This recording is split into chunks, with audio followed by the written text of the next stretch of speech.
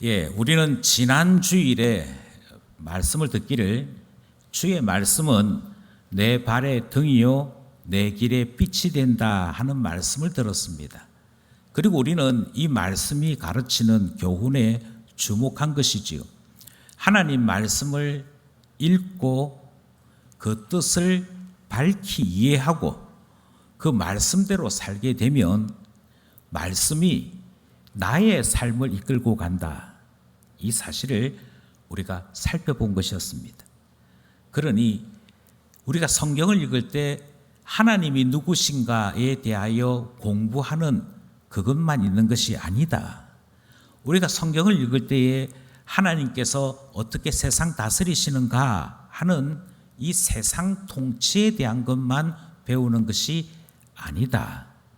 성경을 읽을 때 하나님이 내게로 오시고 내게 말씀하시고 나의 인생길을 지도하신다. 그래서 나를 향하여 말씀하시는 것이 있다.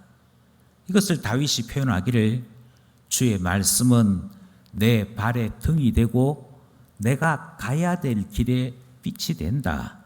이렇게 말씀하신 것을 살펴보았던 것입니다. 이것은 대단히 중요한 이야기지요.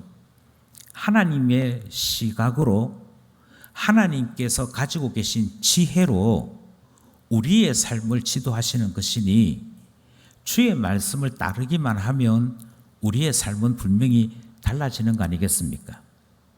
최근에 좀 비싼 가격으로 팔리는 차 가운데 SUV라고 하는 차량이 있습니다. 보통 돈이 좀 있다, 또 나는 나 자신의 성공을 좀 자랑하고 싶다 그러면 기본적으로 세단 형태의 차들을 구입하는 것이 관례였습니다. 그리고 특별히 여자분들은 작은 세단 차를 타는 것이 전통처럼 되어 있었습니다. 그런데 여자분들이 오히려 덩치가 큰 차, 그 SUV라고 불려지는 이런 차들을 구입하기 시작한 것이지요. 그 물어봐요. 아니, 여자분이 덩치도 작은데 왜 차는 덩치가 이렇게 큰 차를 구입하려고 하시느냐 이렇게 물으면 SUV를 타겠다는 분들이 꼭 하는 얘기가 있습니다. 자가용을 탈 때는, 세단을 탈 때는 앞에 트럭이 끼어도 전혀 보이지 않습니다. 이게 이 차가 천천히 가는 건지 도로 전체가 막힌 것인지 판단이 안 됩니다. 그런데 일반적인 세단보다 조금 더 운전석이 높은 SUV를 타면요, 안 보이던 도로가 보이기 시작합니다. 그 조금 높이인데 그 조금 높이만 있어도 앞에 차가 보이고 그 앞에 차가 보입니다. 이게 왜 막히는가? 그게 금방 파악이 됩니다. 조금만 높아도 훨씬 더 도움을 받기 때문에 키가 작아도 덩치가 작아도 높은 차 타려고 하는 것입니다. 조금만 높아 보았더니 훨씬 더 보는 것이 많고 따라서 운전이 편해지더라는 것이지. 최근에 드론을 배우겠다 하는 사람들도 많이 나타나고 있습니다. 드론을 띄워서 거기에 카메라를 달아서 사진 찍으면 여기서 보지 못했던 놀라운 광경들이 그 카메라에 담겨 사람들을 깜짝 놀라게 하는 일들이 있기에 여기에서 보는 것이 아닌 위에서 보는 것, 그 즐거움 찾고자 돈이 몇백씩 되는 드론을 과감하게 사서 즐기는 사람들을 볼 때가 있습니다. 무엇에 공통점이 있느냐면요, 위에서 볼 때. 성경을 왜 읽으라고 그러냐면 하나님 말씀인데 그 말씀이 나의 인생길을 지도하는 것이지요. 주님의 눈으로 내 인생을 비춰주시니까 마치 높은 차 탄 것처럼, 드론 띄운 것처럼 우리 인생이 말씀 앞에서 달라질 수 있더라. 그래서 계속 강조하는 것이 하나님 말씀을 가까이 대해야 된다. 하나님 말씀 대할 때 하나님께서 우리에게 주시는 지혜로 그 권능으로 우리의 인생길이 달라질 수 있다. 이 말씀 들었고 또 계속 들으려고 하는 것입니다. 이렇게 말씀을 드려도 한 가지 이 걸림돌이 있습니다. 성경을 읽고 성경을 묵상하자 하는 일의 최대의 걸림돌은 뭐니 해도 성경이 여전히 어렵다라고 생각하는 분들이 있다는 것이지. 성경이 계속 어렵다고 이야기하는 이렇게 주장하시는 분들이 오늘 본문을 두고 힘주어서 말씀하시는 것이 있습니다. 아니 목사님 보십시오. 오늘 본문에 보면 에디오피아 여왕 간다게의 모든 국고를 맡은 내시가 등장을 하는데 이 내시가 오늘 본문에 보면 성경 어렵다라고 말하지 않습니까? 그렇게 얘기하면서 나만 어려운 것이 아니고 성경에 나오는 인물들도 성경 어렵다고 하더라. 그러니 성경 쉽다라고 이야기하면 안 된다. 이렇게 생각하시는 분들이 계시는 것이지. 성경이 어렵다라고 생각이 드는 그 순간 우리는 성경에 손을 가까이 대지 않습니다. 그게 문제지요. 무엇인지 어렵고 힘들다라고 생각하는 그 순간 우리는 가까이 하기 싫어집니다. 많이 참아야 되고 많이 견뎌야 되고 많이 훈련받아야 된다는 생각이 앞서기 때문에 결코 즐겁지 않고 즐겁지 않은 일은 길게 할 수가 없습니다. 마찬가지인데요. 성경이 어렵다라고 생각하는 그 순간부터 어쩌다가 용기 내어서 한번 성경 펼쳐보는 것이지 성경이 어렵다고 생각하는 동안에는 하나님 말씀을 가까이 할 수가 없더라는 것이지요. 그러면 오늘 본문에 등장하는 이 에디오피아 여왕 간다게의 모든 국고를 맡은 내시는 도대체 어떻게 해석해야 됩니까? 이 사람이 어렵다고 말하는 것을 우리가 어떻게 이해해야 됩니까? 하는 문제가 생기게 되는 것이지요. 오늘 그것부터 살펴보려고 합니다. 그런데 살펴보기 전에 먼저 몇 가지 사실을 좀 설명을 드리고 본문으로 들어가려고자 합니다. 첫 번째는 오늘 본문에 등장하는 에디오피아라고 하는 이 나라는 지금 우리가 알고 있는 에디오피아와 다른 나라입니다. 나라 이름은 같지만 또 지리적인 성경도 비슷해 보이지만 다르다 하는 사실을 이해해 주셨으면 좋겠습니다. 이집트라고 하는 나라가 있고요. 그 이집트 남쪽에 누비아 왕국이라고 하는 곳이 있었습니다. 그 누비아 왕국을 성경은 에디오피아라고 부릅니다. 또 우리 성경에 다르게도 불려지는데요. 그것이 구스 사람 이렇게 얘기할 때 그 구스가 여기에 등장하는 에디오피아와 같은 나라 말입니다. 지금 있는 에디오피아는 성경이 말하고 있는 구스와 좀 더 밑에 떨어져 있습니다. 그래서 한참 밑에 내려와서 소말리아 바로 위에 있는 곳이 지금의 에디오피아인데 같은 것이 아니다 하는 것을 먼저 이해해 주셨으면 좋겠습니다. 또 하나 이해해 주시기를 원하는 것은 많은 사람들이 생각하고 있는 것처럼 여왕 간다게라고 할 때 간다게는 이름이 아닙니다. 여왕 간다게라고 하는 이 말은 우리가 이집트의 왕을 파라오라고 부르듯이 호칭입니다. 일종의 직분 명칭입니다. 그러면 이 간다게라고 하는 이 말의 뜻은 무엇이냐면 지금 왕이 있는데 그 왕의 어머니, 우리식으로 얘기하면 모후 또는 태후라고 불려지는 말입니다. 이름이 아니다. 따라서 여기에 여왕 간다게라고 하는 말은 왕이 있지만 사실은 그 왕은 그렇게 큰 힘이 없고 어머니가 정치 다 한다는 겁니다. 그래서 태후이면서 동시에 섭정을 하고 있는 그런 상황에 있다. 그래서 그가 왕의 어머니이긴 하나 실제적으로 나라를 통치하고 있더라 하는 상황을 설명하고 있는 것이지요. 또 하나 중요한 것이 있습니다. 여기에 등장하는 주인공이 국고 전체를 맡고 있다라고 얘기합니다. 그러니까 모든 재정에 대한 것은 이 사람이 다 결정하는 것입니다. 그만큼 엄청난 신뢰를 받고 있는 것이지요. 그런데 그 신뢰를 받고 있는 사람이 장관이 아닙니다. 내시라고 되어 있지요. 내시가 예루살렘에 왔다는 겁니다. 내시가 지금 성경을 펼쳐들고 있다는 것이지요.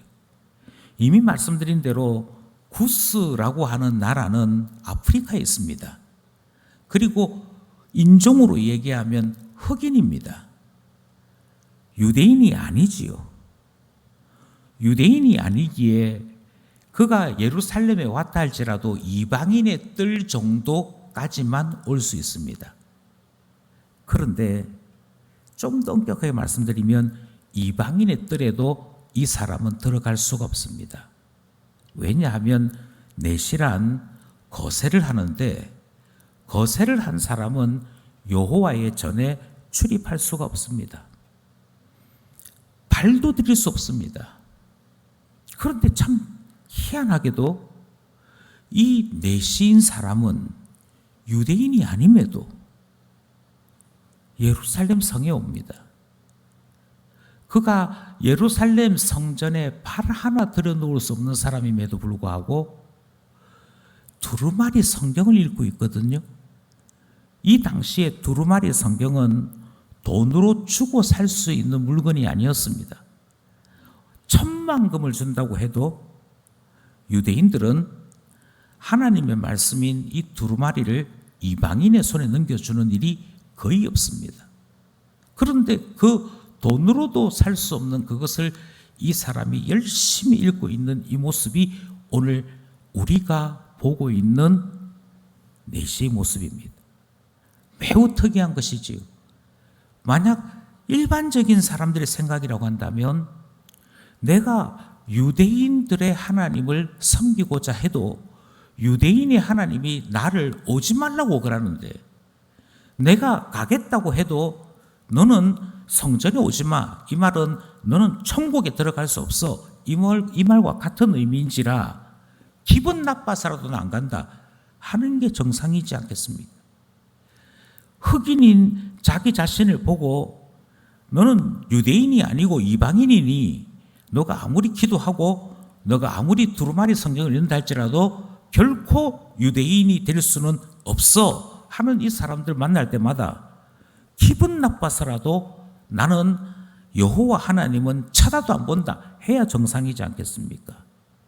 그런데 참 신기하게도 이 내시는 그 예루살렘을 향하여 다녀왔다라고 얘기합니다. 그곳에 다녀오면서도 마차 안에서 수레 안에서 손에 놓치지 않는 것이 두루마리 성경이다라고 이야기하고 있는 모습을 보는 것이지요. 매우 특이한 한 사람을 봅니다. 우리는 이런 사람을 성경에서 어떻게 부르는지 기억할 필요가 있습니다. 성경에서는 이와 같은 사람을 경건한 자, 하나님을 열심히 사랑하는 자 이렇게 부르더라 하는 사실을 기억할 필요가 있는 것이지요. 이게 왜 중요하냐면 바로 이렇게 열심히 있는 그 사람인데 그 사람이 지금 뭐라고 얘기하는 거 아니? 성경 어렵다 이렇게 얘기했다는 것이지. 그러면 어떤 사람들이 이렇게 얘기할 거예요. 목사님 보십시오. 성경이 뭐 쉽습니까? 성경 어렵다니까요. 이렇게 열심히 특심인 사람도 그렇게 어렵게 구한 두루마리까지 가지고 있는 사람도 성경 읽으면서 어렵다고 하지 않습니까? 성경이 딱 나와 있네요. 이러면서 성경을 어려워하는 나 자신의 어떤 위로가 되는 말씀을 만난 듯이 기뻐하실 것 같습니다. 예, 성경 보니까 그 말이 있기는 있습니다. 30절, 31절 말씀이지요. 먼저 30절부터 함께 합독하겠습니다. 시작. 빌립이 달려가서 선지자 이사야의 글 읽는 것을 듣고 말하되 읽는 것을 깨닫느냐. 아마 어떤 사람들은 빌립의 귀가 거의 소모저급인가 보다. 어떻게 저 사람이 저 수레 안에서 성경 읽고 있는 것을 알아듣고 달려가서 당신 조금 전에 읽었던 성경 이해하십니까? 이렇게 물어보는 거 보니까 빌립에게는 특별한 능력이 있는가 보다 이렇게 생각하실 것 같습니다.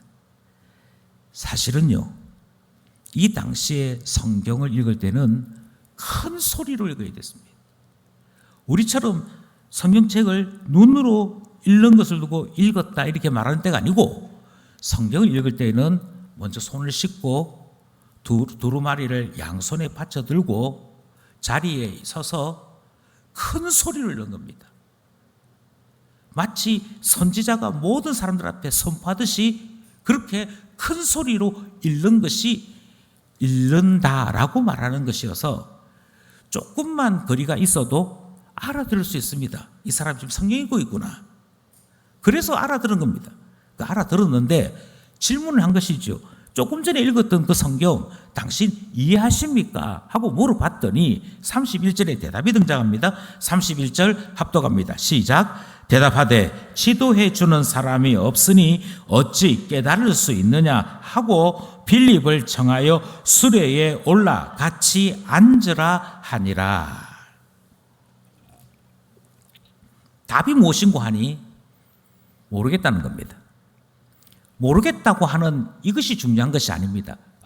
빌립이 물었는데 대답이 모르겠다. 그래, 역시 성경은 어려워. 이렇게 결론을 내렸으면 저도 맞습니다. 성경 어렵습니다. 성경 어떻게 이해합니까? 성경 이해하는 거 원래 불가능한 과제이니 우리는 그냥 아는 만큼만 믿고 살아갑시다. 이렇게 말씀드릴 수 있을 것 같습니다. 그런데 성경이 여기에서 끝난 게 아니라니까요. 이해하느냐? 가르쳐 주는 사람이 없으니 내가 어찌 깨달을 수 있겠느냐? 이걸로 딱 끝이 나는 것이 아니고 더 이어집니다. 뭐라고 이어지는 거 하니 너가 지금 읽고 있는 거 이사야 선지자의 글인데 그 이사야 선지자의 글을 이해하느냐라고 물어보는 내용이 바로 그 다음에 이어서 나옵니다. 32절 함께 합독합니다. 시작. 읽는 성경 구절은 이것이니 일러스되 그가 도살자에게로 가는 양과 같이 끌려갔고 털 깎는 자 앞에 있는 어린 양이 조용함과 같이 그의 입을 열지 아니하였도다. 33절 그가 굴욕을 당했을 때 공정한 재판도 받지 못하였으니 누가 그의 세대를 말하리요 그의 생명이 땅에서 빼앗김이로다 하였거늘. 여기까지 갑니다. 당신 성경 이해하느냐? 이해할 수가 없지요. 가르쳐 주는 사람이 없는데 이렇게 대답했다는 것입니다. 그리고는 성경이 한 걸음 더 들어가는 거죠. 너가 이해하지 못하는 성경 부분이 어디냐 하고 물었더니 이사야 53장 7절 8절 말씀을 읽어주는 겁니다. 이 부분이 무슨 말인지 모르겠다 이렇게 얘기하는 것이죠. 정확하게 말씀드리면 이 사람이 지금 이해를 못하겠다라고 말하는 것은, 성경이 어렵다라고 말하는 것은 해석의 문제입니다. 해석이 안 되는 거예요. 성경을 읽는다라고 얘기할 때는 먼저 성경을 읽지요. 성경을 읽고 그것에 대하여 해석을 합니다. 이 말씀은 이런 뜻이구나. 해석이 되고 나면 그러면 이 말씀은 나더러 이렇게 살라는 말씀이네 하는 데까지가 성경 읽었다라고 하는 과정입니다. 그 성경을 읽고 이해했습니다. 성경을 알아들었습니다 라고 얘기할 때는 성경이 이렇게 기록되어 있습니다. 그리고 이 말씀의 뜻은 이것입니다. 이 말씀의 뜻이 이것이므로 제가 앞으로는 이렇게 살아야 합니다. 여기까지 가는 것이라는 거죠. 그런데 지금 이 사람이 뭘 어려워하느냐 하면 성경 말씀을 읽었는데 이 말씀에서 그가 누군지를 모르겠다는 겁니다. 그가 마치 털 깎는 자 앞에 잠잠한 양과 같이, 도살하는 사람에 잡혀 있는 양과 같이 입도 열지 아니하고 그가 재판을 받는데 공정하지 못한 재판을 받았음에도 그가 아무런 한가하지 아니한 채 잠잠히 끌려갔다. 그런데 그가 누구냐? 그거 모르겠다는 얘기입니다. 해석이 어렵다는 것이죠. 해석이 어려워서 이 내시가 하는 얘기가 무슨 뜻인지를 모르겠다. 여기에 말하는 그가 나를 두고 얘기하는 것인지, 여기에 말하는 그가 이사야 선지자를 두고 이야기하는 것인지, 아니면 여기서 말하는 그가 또 다른 누가 있는 것인지 내가 그거 모르겠다라는 이야기하고 있는 것이지요. 예, 여기서부터 우리가 가지고 있는 이야기가 다시 시작돼야 됩니다. 저는 지난주에 성경 말씀을 세 가지 별명으로 부르는 다윗의 이야기를 전했습니다.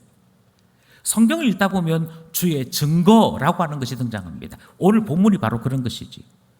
선지자가 예수 그리스도에 대하여 예언을 했습니다. 그런데 그 예수 그리스도에 대한 주의 증거의 본문을 읽고도 예수님이 누군지를 모르게 되는 일이 나타나는 것입니다. 주의 증거의 본문인 것이고요. 주의 법규, 주의 규례에 마찬가지로 성경이 가지고 있는 별명인데, 우리는 주님께서 우리에게 가르쳐주는 규칙 때문에 성경을 어렵다고 말하지는 않습니다. 어린 새끼를 어미와 같이 잡지 말아라. 이 말에 어려움을 느끼는 사람이 누가 있습니까? 피 섞은 음식은 먹지 말아라. 이 말에 어려움을 느끼는 사람이 누가 있단 말입니까? 그게 어려운 게 아니라니까요. 어렵다라고 이야기하는 것은 딱 한 가지입니다. 주님께서 우리 주 하나님을 계시하시는데 그 계시된 말씀이 어렵다. 그래서 사람들이 어렵다라고 이야기하는 것입니다. 이게 무슨 뜻일까? 그게 어렵다는 것이지요. 성경 자체를 읽어나가는 데는 어려움이 없는 것입니다. 그리고 오늘 본문의 빌립은 이 사실을 우리에게 다시 명확하게 얘기하는 것입니다. 이 사람이 성경이 어렵기 때문에 성경 읽는 걸 포기한다는 말도 아니고, 성경 읽을 때마다 머리가 찌가내려서 고생스럽다 그 말도 아니고, 읽어나가다 보니 누군지 모르겠어, 이게 누구를 가리키는지 모르겠어, 그것 때문에 어렵다고 말하는 것이다, 이 사실까지 이야기하고 있는 것을 보는 것이지요. 여기까지 우리가 확인을 했다면 저는 다시 오늘 하나님 말씀을 전하면서 이 말씀을 드리고 싶습니다. 그럼에도 불구하고 성경 어렵지 않습니다.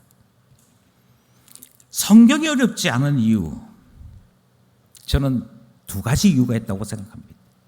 아니 목사님, 성경 어렵다니까요. 해석이 안 되는데 어떻게 해석이 안 되는 성경 읽는 것이 그렇게 쉽단 말입니까? 아니요.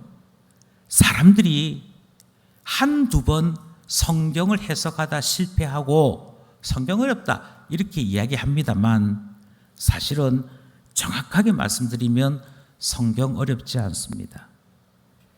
두 가지 이유가 있는데요. 첫 번째 이유는 성령님 때문입니다. 성령님이 살아 계신 한 성경은 어렵지 않습니다.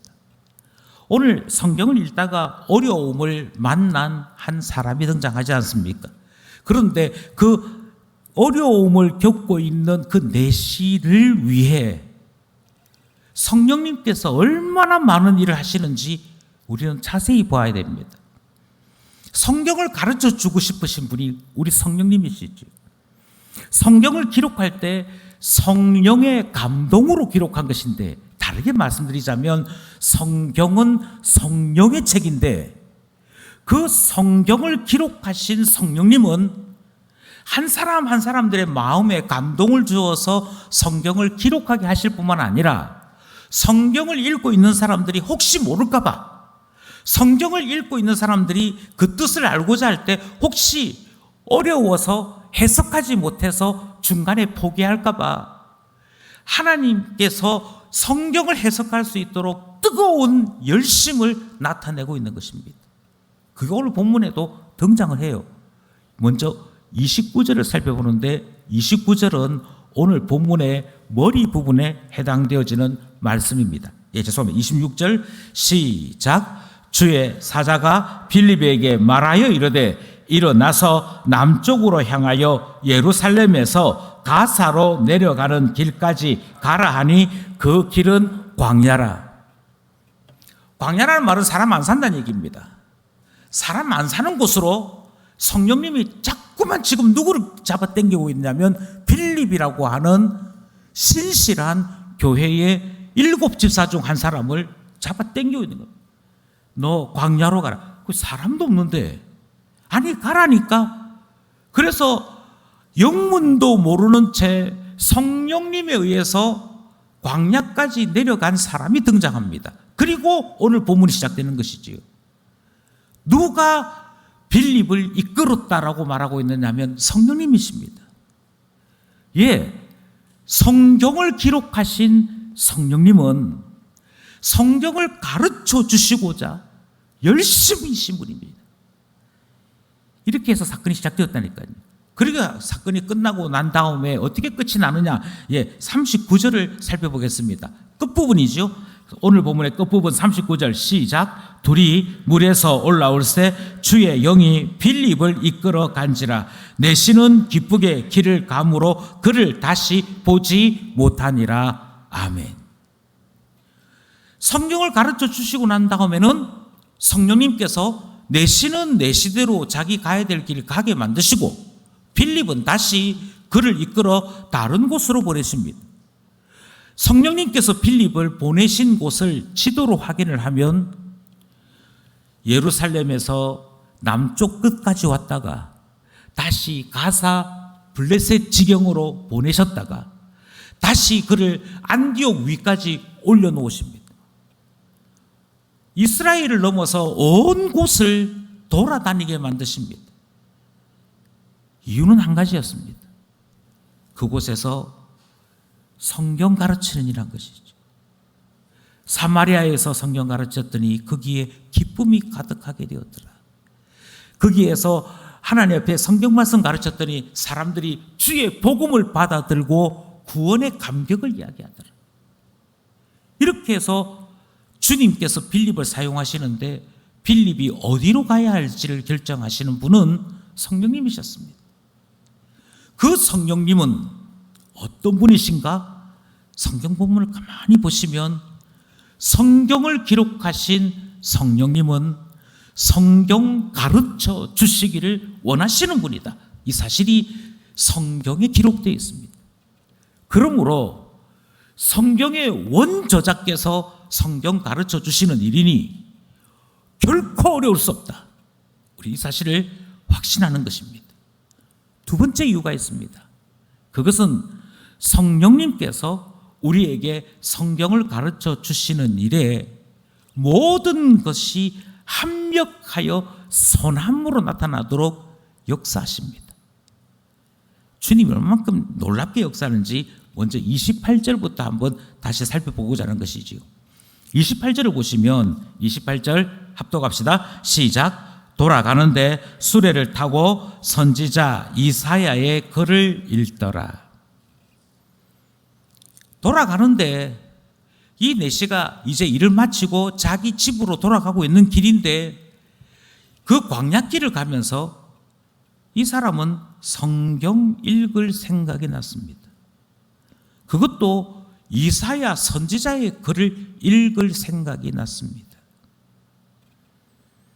지리적으로 유대 광야를 벗어나면 이집트까지 사막입니다. 물을 구할 수 있는 맨 마지막 장소입니다. 이곳이 유대 지역의 경계를 이루는 맨 마지막 장소입니다. 그러면 대부분 물 채우고 휴식할 수 있는 마지막 장소이기 때문에 낮잠 자는 게 정상입니다. 이제부터는 끝도 없는 사막이 시작되기 때문에 이 사막길을 가기 전에 충분히 쉬고 충분히 보충할 거 보충하고 가는 것이 정상인데 희한하게도 이 사람은 쉬는 거는 거절하고 이사야 성경 읽고 싶네 하고는 성경 읽더라는 것이죠. 여러분, 여기에 성령님이 일하시는 것이 보이십니까? 아하수에로라고 하는 왕이 있었습니다. 날이 밝으면 온 유대인들이 죽게 되는 상황인데 희한하게도 그날 밤에 왕이 잠이 오지 않았습니다. 잠 안 오면 궁궐을 거니면 될 텐데 희한하게도 내가 이전에 나에 대한 기록을 남겨놓은 서책이 있는데 그거 한번 살펴보자 하고는 자기의 치적이 기록되어 있는 서고로 가게 됩니다. 희한하게 하고 많은 자기에 대한 기록 중에 모르드게라고 하는 유대인이 자기를 살려주었을 때의 사건이 기록된 그 책 뽑아 들고 읽기 시작합니다. 그리고는 혼자 중얼거려요. 나를 살려준 이 모르드게는 지금 어쩌고 있는 거? 그리고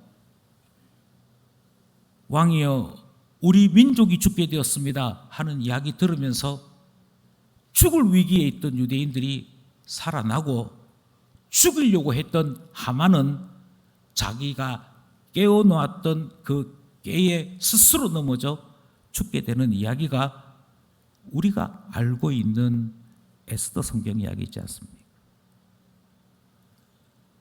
거기서 성령님이 우연히, 사람들 보기에는 우연인데 성령님이 하신다니까.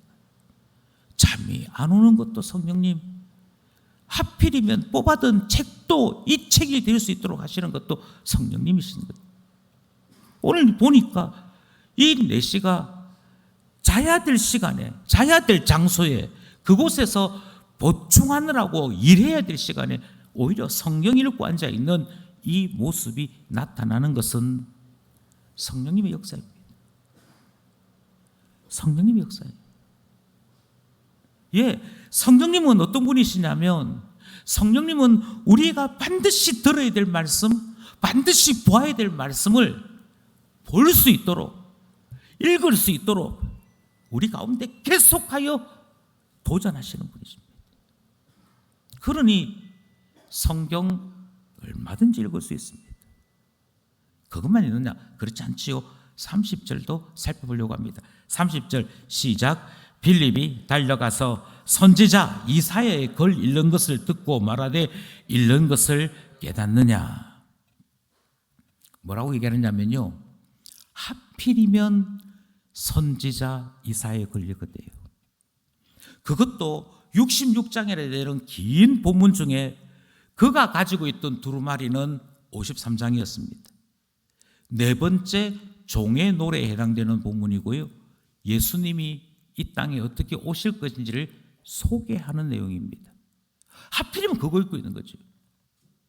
그리고요, 더 중요한 것은 34절에 보니까 하필이면 여기에 등장하는 선지자가 누구냐라고 물어봅니다. 다른 게 궁금한 게 아니고요, 성경이 예수님에 대하여 예언한 그 본문 읽고 있고 그 본문을 읽으면서 야, 이분 참 놀랍다, 이분이 누굴까? 이분이 누굴까? 하고 예수님에 대하여, 우리에게로 오시는 하나님에 대하여 궁금함을 가지게 되더라는 것입니다. 아니, 모르겠다, 누군지 모르겠다가 아니고요, 이렇게 어려운 거는 신학자들만 고민하는 문제지 내가 생각할 문제가 아니야. 제껴, 이게 아니고요, 누굴까? 누굴까? 하는 생각이 나더라는 것입니다.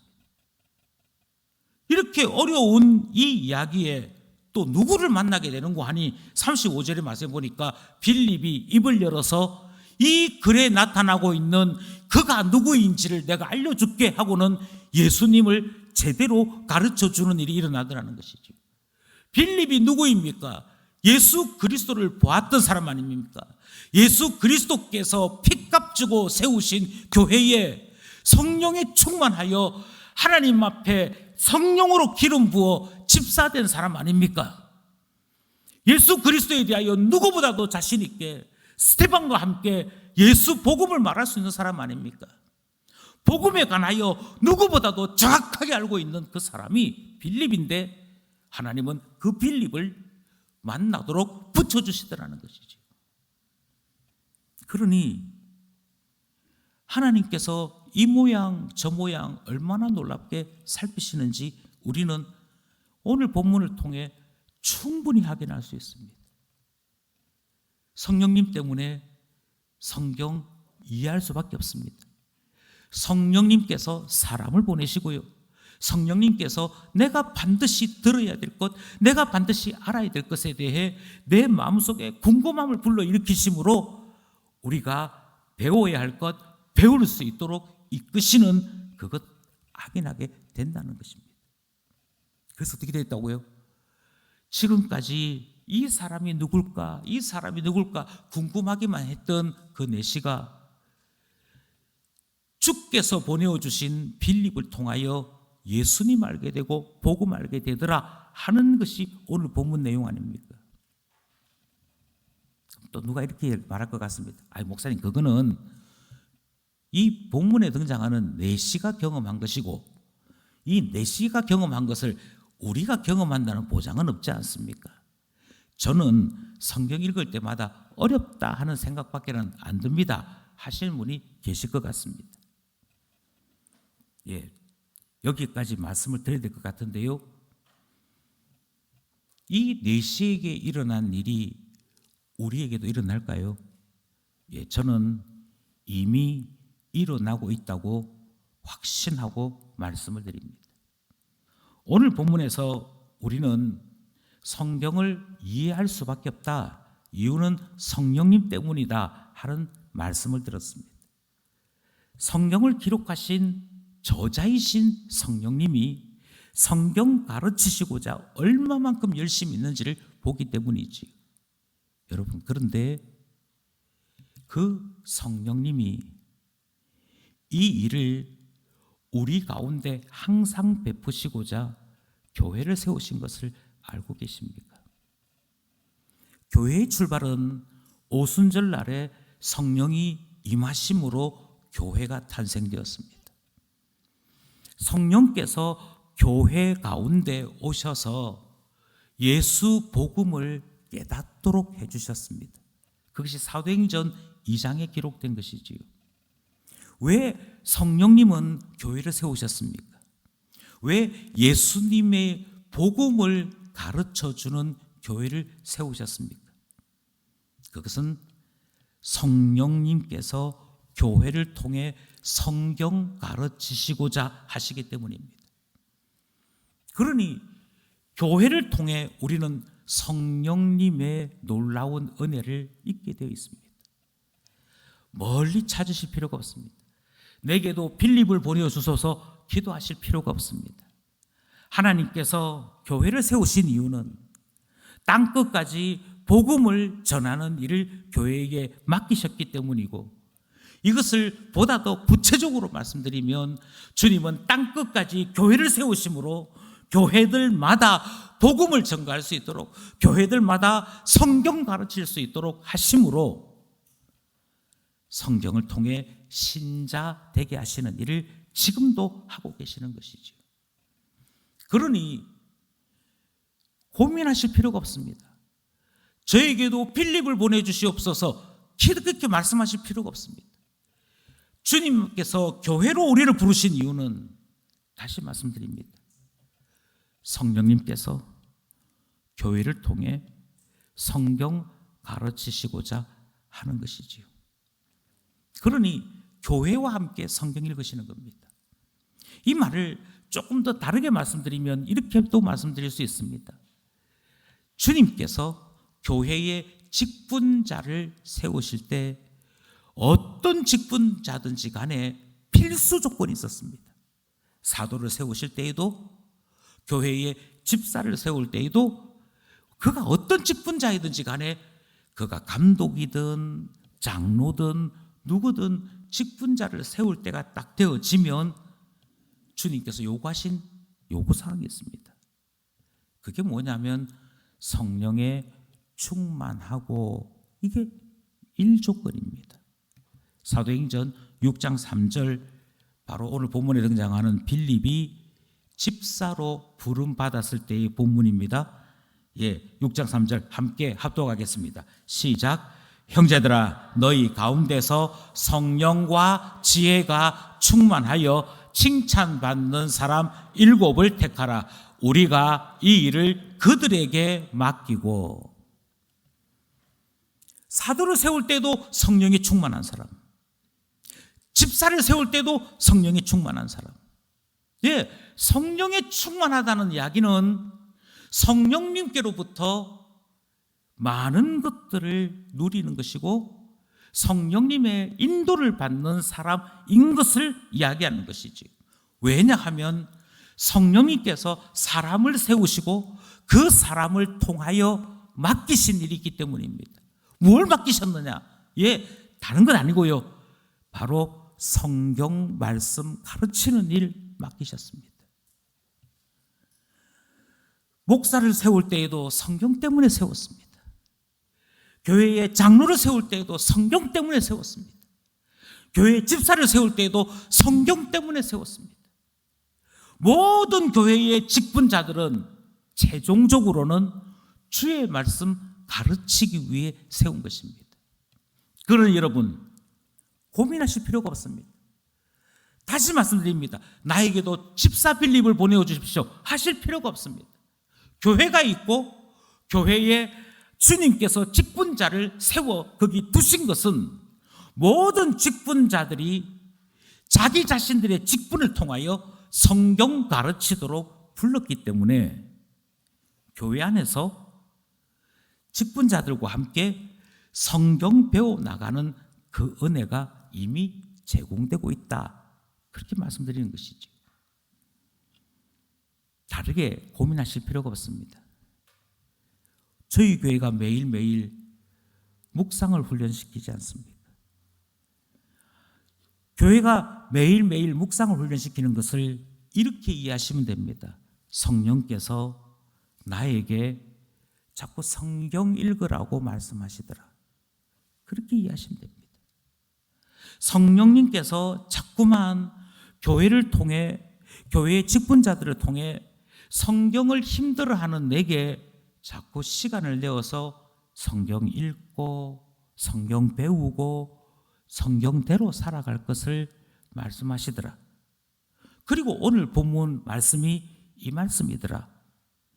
그렇게 이해하시면 오늘 여기에 등장하는 에디오피아 내시와 똑같은 성령의 놀라운 은혜를 누리게 되는 것이죠.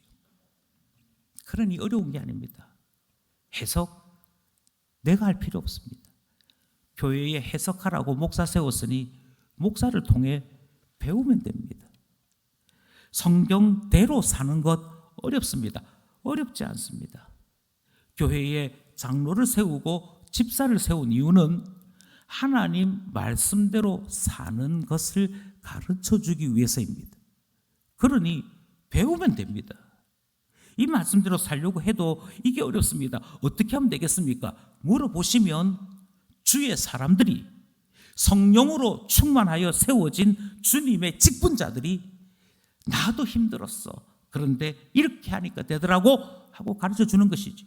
그리고 난 다음에서야 역시 하나님 말씀대로 사니까 되네 하는 데까지 이렇게 되는 거 아니겠습니까? 왜 어려우냐면 혼자 하려고 하니까요. 왜 어려우냐면 내가 하려고 하니까요. 아니요, 교회 안에 있는 하나님의 사람들은 교회와 함께 성경을 읽는 것이고 교회 안에서 성경을 배우는 것이고 교회 안에서 성경대로 사는 것을 훈련하는 것입니다. 그러니 여러분 묵상하십시오.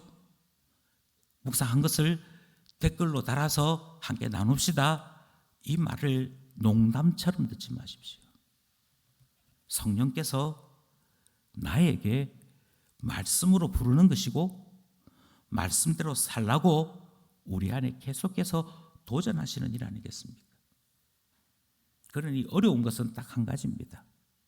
성경이 어렵지 않습니다. 진짜 어려운 것은 내 뜻대로가 아니고 성령님의 뜻대로 살겠다 하는 그 마음 가지는 것이 여러분입니다. 내 안에 성령님께서 너 진짜 큐티하네 찔리게 하실 때, 성령님이 내게도 오늘 말씀을 말씀하시는구나 하시면 됩니다. 성령님의 뜻을 발견하시고 거기에 따라 움직이시면 되는 것이지요. 그런데 여전히 아니야, 나는 못해, 나는 너무 힘들어, 내가 목사도 아닌데 내가 왜 이걸 매일 해야 돼? 라고 하시면 내 안에 일어나고 있는 성령님의 소욕대로 내가 살아가고 있는 것이 아니라 내 욕심대로, 내 편리함대로, 내 게으름대로 살고 있게 되는 그 결과가 되는 것이지요. 그러니 여러분, 가장 어려운 것은 딱 하나입니다. 성경 읽는 것, 해석하는 것, 그게 어려운 것이 아닙니다. 한 가지가 어렵습니다. 오늘도 성령님 이끄시는 대로 한번 살아보리라.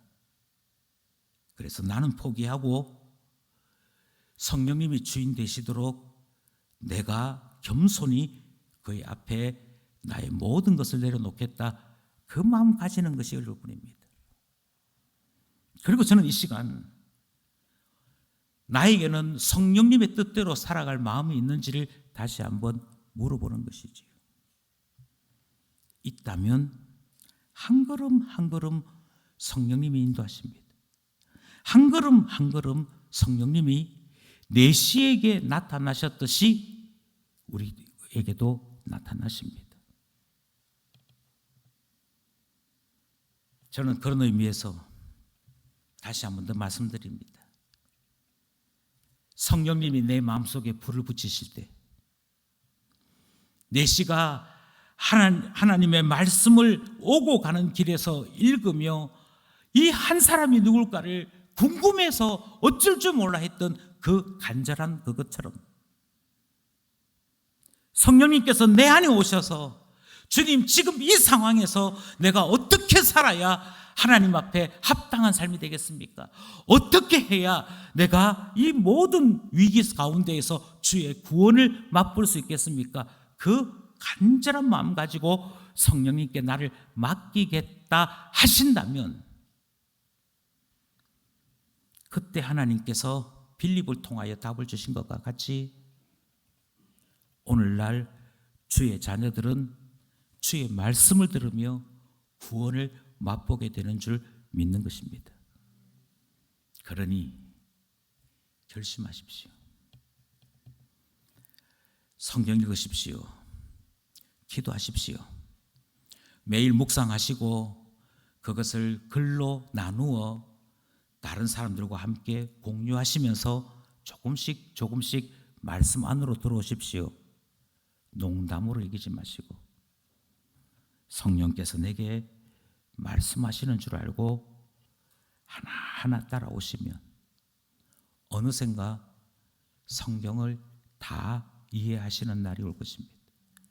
어느샌가 주님이 내게 말씀하시는 음성을 듣는 날이 오게 될 것입니다. 이제 저는 설교를 마치면서 한 가지 부탁과 기도 제목을 나누고자 합니다.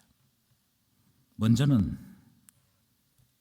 내 속에 성령의 역사가 나타나도록, 성령께서 나를 붙잡으시는 은혜가 임하도록 지극히 겸손할 수 있도록 주님 앞에 낮아져야 할 것입니다.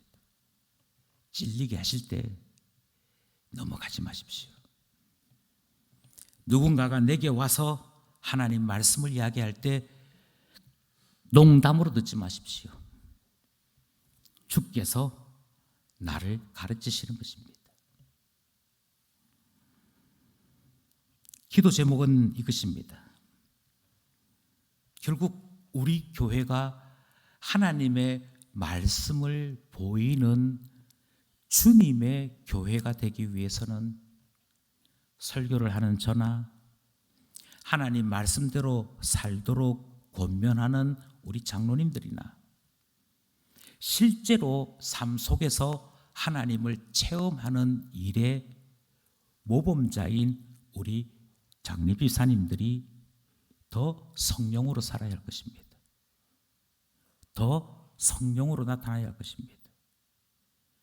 그러니 내가 하나님 말씀 배우기 위해 목사가 목사답도록, 장로가 장로답도록, 목자가 목자답도록, 집사가 집사답도록 기도해 주셔서 교회 안에 빌립과 같이 복음을 전할 수 있는 사람, 복음을 가르칠 수 있는 사람이 많아지고 분명하도록 기도해 주시면 좋겠습니다. 또 하나 기도하실 것이 있는데요, 내 영혼, 우리 각자의 영혼이 말씀이 없어 핍절해지지 않도록 내 영혼을 위해 기도하셨으면 좋겠습니다. 매일 말씀 먹는 영혼 되게 해주십시오. 매일 하나님 앞에 기도하여 하나님 체험하는 영혼 되게 해주십시오. 기도하시면 주님께서 친히 인도하실 줄 믿습니다. 그러므로 성경 어려운 것이 아닙니다. 교회와 함께 하나씩 실천하시면 주의 말씀 앞에 기쁘고 즐거운 날 올 줄 믿는 것이지요. 이 은혜가 모든 기쁜 가족들에게 있기를 간절히 소원합니다. 기도드리겠습니다.